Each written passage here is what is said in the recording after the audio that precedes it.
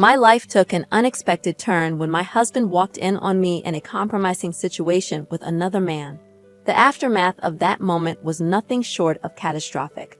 His immediate reaction led to a 5-year jail sentence, my family's disdain, and my overwhelming self-loathing for shattering the image of our seemingly perfect family. I often find myself lost in thoughts of regret, repeating the same self-condemning mantra late into the night, especially when the silence in my once happy home becomes too loud to bear. My children, who were once the center of our universe, are no longer here. My ex-husband despises me with every right to do so, and my immediate family is torn apart. I never managed to forgive myself for the selfish act I committed back in 2015, right after turning 39. I now confess that I took my ex-husband for granted. He had always shown me love, complimenting my beauty daily and seeking intimacy regularly.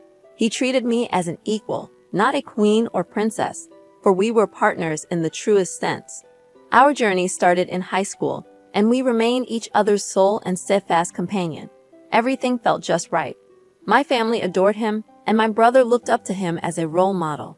He had helped countless people in difficult situations, always the one they called when in trouble.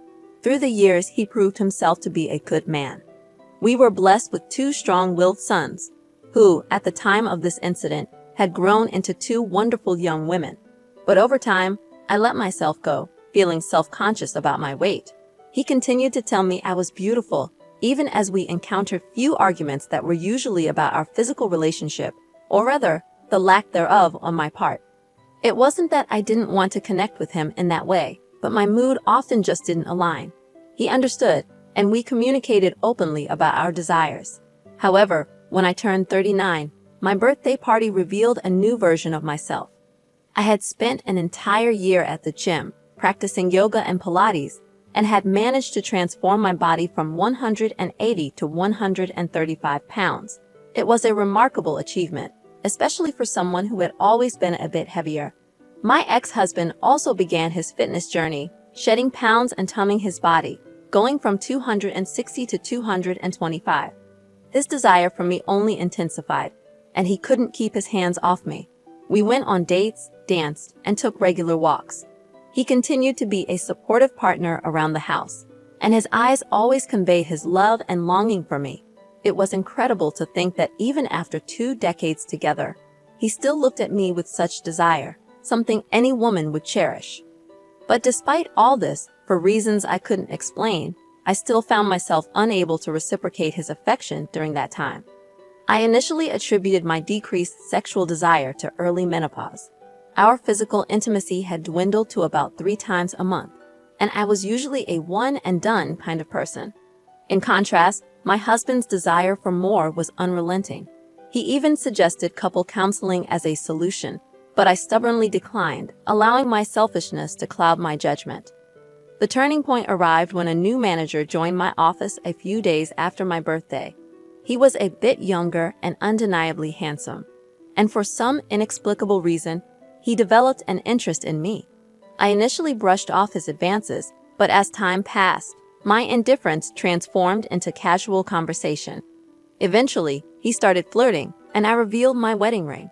Yet, after 2 months of constant flirting, I found myself reciprocating, sharing details of my life with him, and, to my dismay, thinking about him more and more.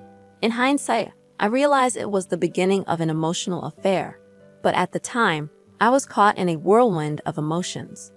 My husband began to sense that something was amiss. We had a heated argument about it, which, in my mind, began when he tried to kiss me. I unintentionally made a disgusted face, not directed at him but rather at the thoughts of this other man who occupied my mind. A week after that incident, I decided to meet the new manager at a cafe with the intention of telling him to stay away, that I couldn't continue this. However, before I could utter a word, he kissed me, and my thoughts went blank. That marked the commencement of our 6-month affair. During this time, I found myself doing things with this man that my ex-husband had longed for. I was more eager, more willing, and constantly in the mood. It felt like a new and exciting experience, and as a result, my intimacy with my husband suffered. Although we did have occasional encounters, my behavior toward him grew increasingly critical and belittling, and I'm filled with shame when I reflect on how I treated him during that period. It wasn't until my brother came to visit and revealed that my ex-husband had confided in him about his deepening depression and thoughts of separation that I snapped out of it. He believed that I no longer loved him and that he was falling out of love with me. This revelation jolted me back to reality. I immediately ended the affair, resigned from my job, and resolved to make my husband feel loved and wanted again. I had resolved to fix my marriage, to become a better wife, but the universe had other plans. One day, my affair partner unexpectedly showed up at my house, carrying a box of office belongings I had requested. We spoke briefly. He sought answers, questioning what he had done wrong. I told him I needed to mend my marriage and asked him to leave. However, he pleaded for one last encounter, and foolishly, I agreed. We retreated to the guest room, where our liaison took a tragic turn. I lost track of time in the heat of the moment. Suddenly, my affair partner jerked back violently, and there was a deafening bang. As I sat up, I saw my ex-husband standing there, his eyes bloodshot, tears streaming down his face, lips trembling with pain. My affair partner lay on the floor, and there was a gaping hole in the wall. In the chaos that ensued, my ex-husband and affair partner clashed violently. I screamed, trying to intervene, but desperation led me to jump on my ex's back, resulting in me being thrown to the floor. Everything blurred for a moment. When I regained clarity, my ex-husband had my affair partner pinned down, and he was on the phone, his face a mask of determination. Moments later, the police arrived, handcuffing my ex-husband, while paramedics tended to my severely injured affair partner, who needed reconstructive surgery on his face. At the hospital, I faced a barrage of emotions from my family, my father's silent, shaming gaze, my brother's furious accusations, and my mother's misguided attempts at comfort, which only fueled my father's anger. My affair partner's wife also confronted me, revealing a truth I had been oblivious to. He was married. This revelation added another layer of guilt and remorse. In the aftermath, my boys stayed with their grandparents, refusing to talk to me. My daughters were equally distant. My ex-husband, too wounded to see me, refused my attempts to visit him in jail. Despite my brother's efforts, he ensured my ex was transferred to a correctional facility, where he would serve his sentence, a stark reminder of the irreversible consequences of my actions. To keep an eye on my ex-husband during the trial, I asked my brother if he could relay a message for me. His response was bitter, telling me to go to hell. The trial marked the first time in 3 months that I saw him, and the anger in his eyes cut deeper than anything I had ever experienced.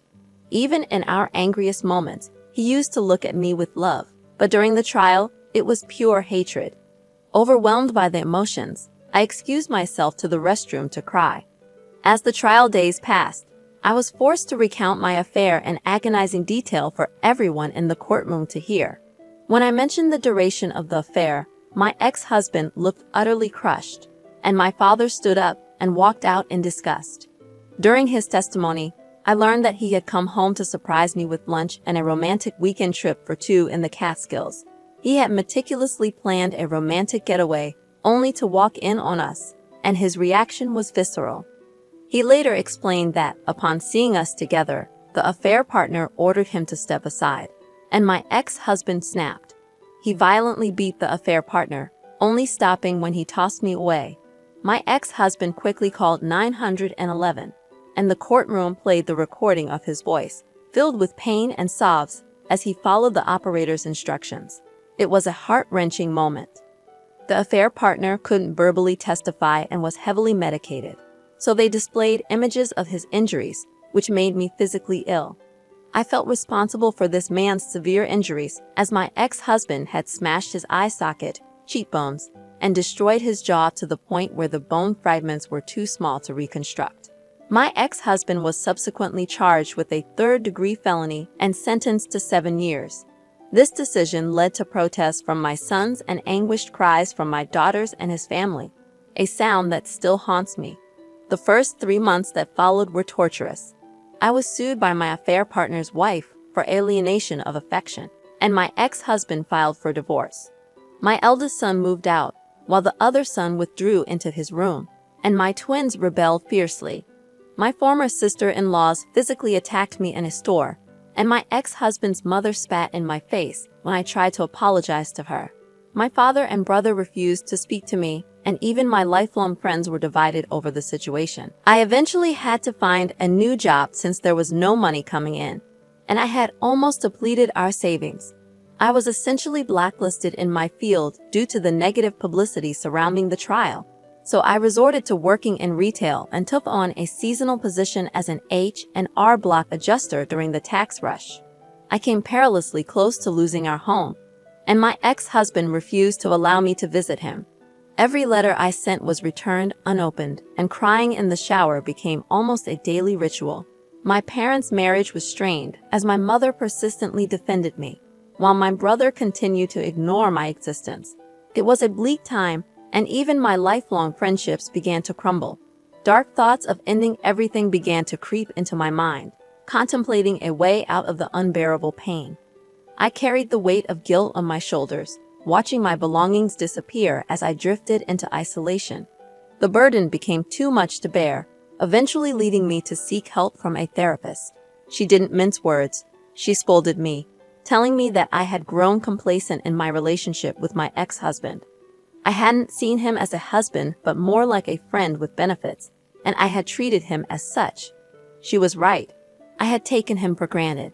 Nearly a year had passed, a year of silence from my children. When I cooked dinner, they would quietly collect their food and retreat to their rooms, refusing to even glance in my direction. I had my share of meltdowns, begging them to speak to me, but it was met with silence. My brother got married, and I wasn't invited, though my kids were. I continued trying to visit my ex-husband, hoping he would add me to the visitor list, but I was consistently denied access. My letters remained unanswered, plunging me further into depression. Then, out of the blue, my brother showed up at my house. It was the first time he had visited since the trial, and he was clearly unhappy. He came to scold me, emphasizing that my ex was in the infirmary after a violent incident. An inmate had attempted to sexually assault him in his cell, resulting in my ex-husband getting stabbed in the stomach and the inmate suffering a broken spine. My brother's words cut deep, and I cried for days, acknowledging that in many ways, I was responsible for this outcome. I made persistent efforts to visit my ex in the infirmary and continued writing letters, but they were consistently returned. For 4 more years, I tried to reach out to him, with no success. Thankfully, our children visited their father frequently, and it was through them that I learned he had been placed in protective custody by my brother after the attack. Over the years, my eldest attended the same college as my ex-husband and pursued the same major, but he only maintained contact with his siblings. He had no desire to speak to me or visit our house during the holidays, choosing instead to spend time with his grandparents. My other son followed a similar path, going to the same college and refusing to contact me. As for my twins, they were hard on me, but their visits to their father improved their mood. Whenever they became excessively rebellious, their uncles stepped in to set them straight. My brother and I still hardly spoke, despite my attempts to reach out. I even tried to visit his wife when they had their first child, but I was asked to leave. My mother continued to keep me informed about the happenings in their lives, while my father maintained his refusal to acknowledge me. Then, at the beginning of May this year, my children returned home, seemingly happy, a rare sight that brought a glimmer of hope. I didn't understand why, and at that point, I didn't even care. My children were back home for 4 months, and I did everything in my power to show them how sorry I was.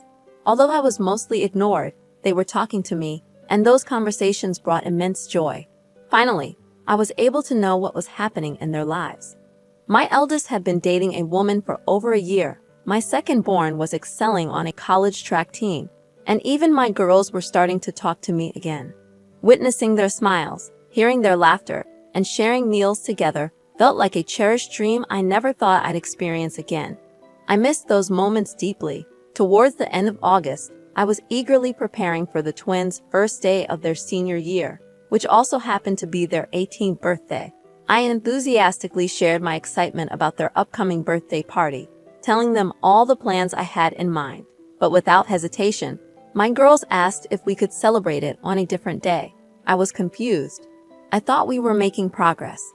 When I asked why, one of them bluntly said, "Because Dad is throwing us a party, and I don't want you near him." Her words stunned me. I inquired when their father was released, and they informed me that he had been out since the end of April due to good behavior. The news shattered me. He was back in their lives, and they seemed happier because of it. It wasn't our healing they were enjoying. It was having him back. I asked where he was staying, and they revealed he was living with my brother. Driven by desperation, I tried reaching out. I attempted to call him, went to his place holding all the letters he had returned throughout the years, and glimpsed him briefly through the door crack. I cried out his name, but my brother promptly asked me to leave. I handed him the letters and departed. As I reached the driveway, I heard his voice and turned around, only to be met with his cold rejection. He handed back my letters, emphasizing, "You forgot this." My pleas fell on deaf ears as he walked away. My children, witnessing the scene, stared at me, their eyes void of love. In that moment, I realized that my children were merely tolerating me. Despite the overwhelming odds, I still clung to a sliver of hope. I wanted to fix this, to tell him how profoundly sorry I was for my selfishness, for destroying what we once had. I longed for the chance to express how much I missed him, how deeply I regretted my actions.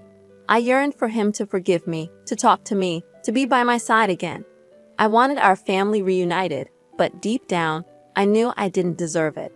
Even if, by some miracle, we were reunited, it could never be the same. My selfishness had irreparably altered everything, and I wished I could turn back time and undo the damage I had caused. Now let's delve into the opinions from the community. Opinion number 1 expressed deep sympathy for your ex-husband, highlighting how your own account revealed emotional abuse and dismissive behavior toward a man who always made you feel loved and desired. This person emphasized the importance of surrounding yourself with friends who hold you accountable for your actions, rather than those who condone your behavior. They advise you to work on yourself and seek therapy to move forward. Opinion number 2 offered a stark perspective, suggesting that it might be best for you to stop trying to reconnect with your past family, as your attempts could be perceived as harassment. The advice was to acknowledge the irreparable damage and respect the boundaries set by your ex-husband and children. Opinion number 3 emphasized the gravity of the situation, pointing out that your children cut ties with you due to the severity of the events. They stressed the need to respect your ex-husband's choice to distance himself and advised you to focus on moving forward, improving your relationship with your children, and being realistic about the future. This opinion emphasized the importance of accepting the situation rather than holding on to unrealistic dreams. As for the viewers, they were encouraged to share their thoughts, subscribe, and like the video to support the channel. The overall sentiment expressed was one of understanding the tragedy of your situation, but urging you to accept the reality and move forward for the sake of your own well-being.